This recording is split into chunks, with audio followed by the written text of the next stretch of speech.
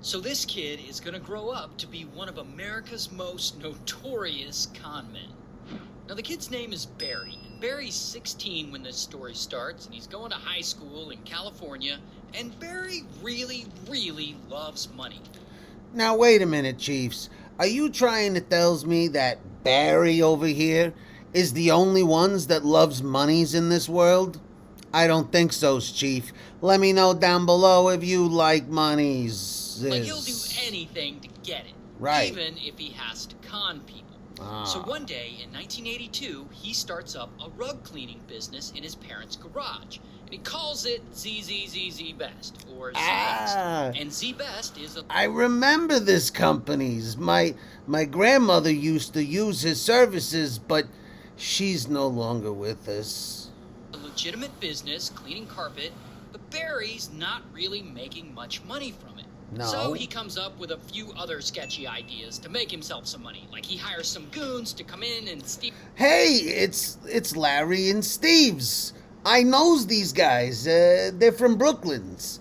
And I went to college, the School of Hard Knocks with Larry and Steve. Everybody say, hey, Larry and Steve's.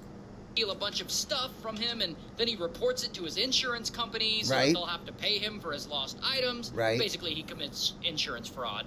He steals jewelry from his grandma. He forges 13,000 What is it with the grandmothers? $1,000 worth of money orders. And so you can see that while his company is still cleaning rugs, the way he's actually making money is through all of these little kinds of fraud. And he does this for about 3 years.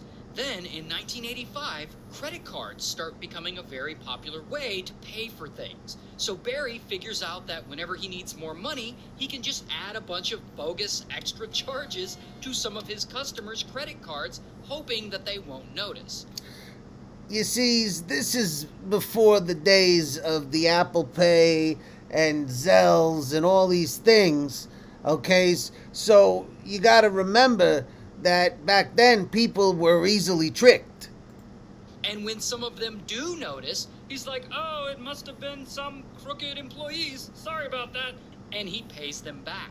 But then he just continues on stealing from his other customers. Of course. Anyway, then he decides he wants to go bigger.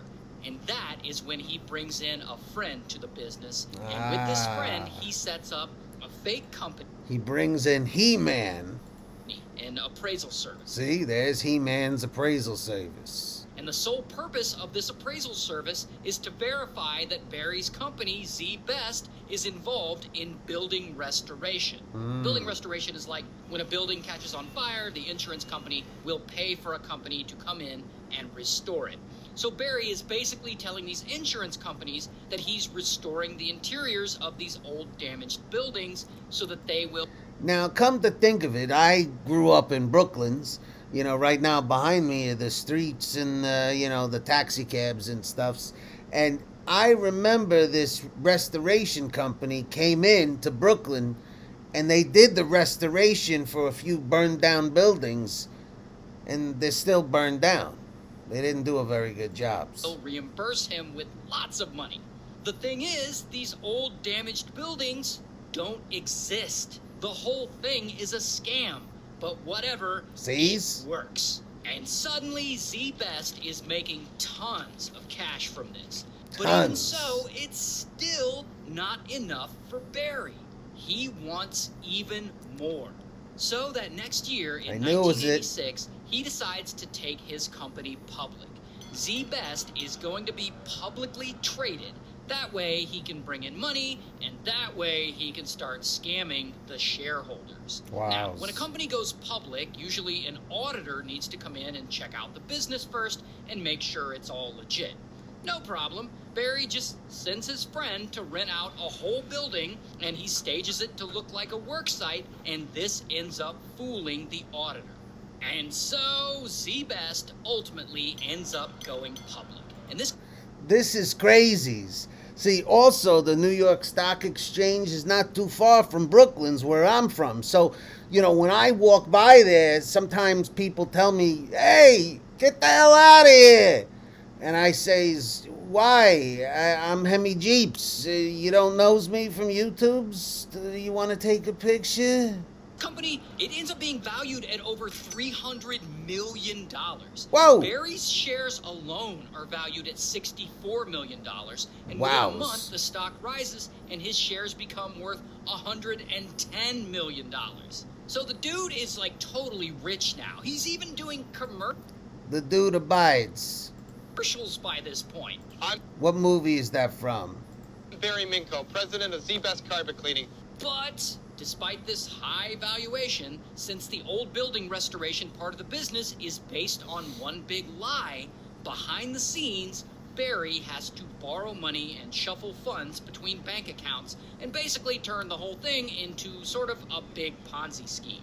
But whatever again, because Barry, he don't care. He's actually loving all the attention he's getting from this. He's doing lots of interviews about how he had turned his carpet cleaning business from his garage into a multi-million-dollar publicly traded company. I want to know how he did it. He even goes on Oprah at one point, Oprah! and she interviews him.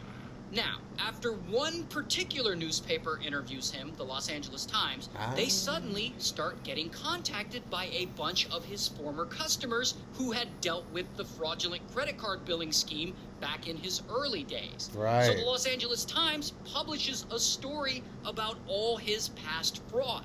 And within a few hours, his company's stock loses a ton of value, and all his banks call in their loans. And this snowballs into federal investigations. That's it. I was just going to say, this sounds like the Wolf of Wall Streets. Also, not too far from Brooklyn's. If you guys are still watching, say, I'm still watching. Thank you so much, everybody. Pretty quickly, the feds You're a real realize chief. his whole company is built on fraud. Fraud. And so in 1988, bam, Barry gets Arrested. And he's convicted and he's sentenced to 25 years in prison. However, he's not done yet. Nope. He's got to commit more, even crazier fraud. You tell him, So Ray. while Barry is sitting in prison serving his sentence, he decides that he found religion. He gets involved in ministry and he claims that he's turned his life around. And about 7 years go by, and it's now 1995. That was a good Barry year. actually gets released on parole. And, he goes back to living a normal life for a few years, but he becomes a pastor. And he eventually gets hired by a church in San Diego to preach. And as part of his sermons, he's very open about his past as a con man, but he says he's completely turned his life around and found religion. But then one day in 1997, one of his congregants comes up to him and he says, "Hey, I heard this money management firm in Orange County is doing some shady business." And he asks Barry to look into it. So Barry does start looking into it. See, I knew, and you knew, that Barry couldn't keep his little greedy fingers off of any other kinds of scams. And he eventually discovers that this firm is doing shady business. And he reports them to the FBI. And the FBI busts this company for running a $300 million pyramid scheme. But all this gives Pastor Barry a brand new business idea.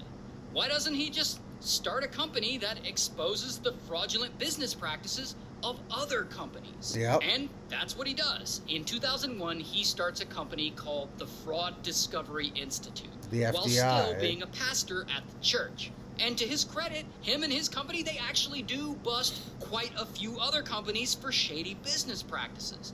And so this is all going very well for him, and he starts getting national media attention, like here he is being interviewed on 60 Minutes. However, behind the scenes, Barry is actually using these investigations to make himself money by manipulating the stock market. By 2006, he has this whole scheme where he'll find out some dirt on a big company, and then he'll bet against their stock right before he publicly releases his damaging report on them. Wowzers. Now, while all this is going on, he's also trying to get Hollywood to make a movie about his life as a reformed con man turned preacher. And by 2011, he actually pulls it off. He funds a bunch of it with his own money. He also insists on playing the older version of himself in the movie, so he's actually in the movie. The movie's called Con Man. Here's a scene from it. This is actually the real-life Barry himself playing himself. And, you know, it's some low-budget bullshit, but, you know, you can watch the whole thing on YouTube if you want. Here's the thing, though. He's not actually funding the production of this movie with his own money. He's actually stealing from his own congregation at church to fund this movie. Like, he'll ask members of his church to donate to a hospital in Sudan. But there is no hospital in Sudan to donate to.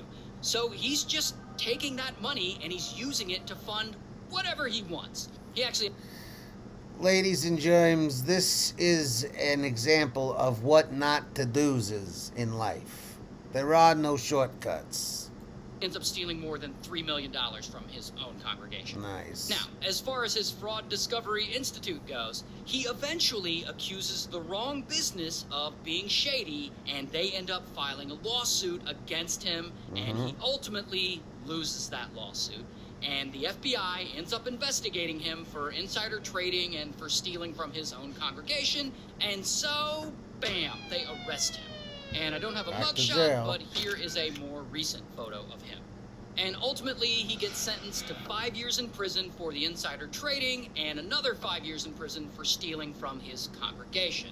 And a few years ago, he got released from prison, and now he has a YouTube channel where he makes videos talking about bringing down other people who have committed fraud. So, you know, good for him. Well, Ray, I gotta tell you, it's good to see you. It's good to be back, folks. Hemi Jeep is back, I think. So subscribe, turn on all those notifications, and if you enjoyed the video, let's see if we can hit the 1 like goal. Just 1 like. How about that? And share it with a friend. Tell them Hemi Jeep is back.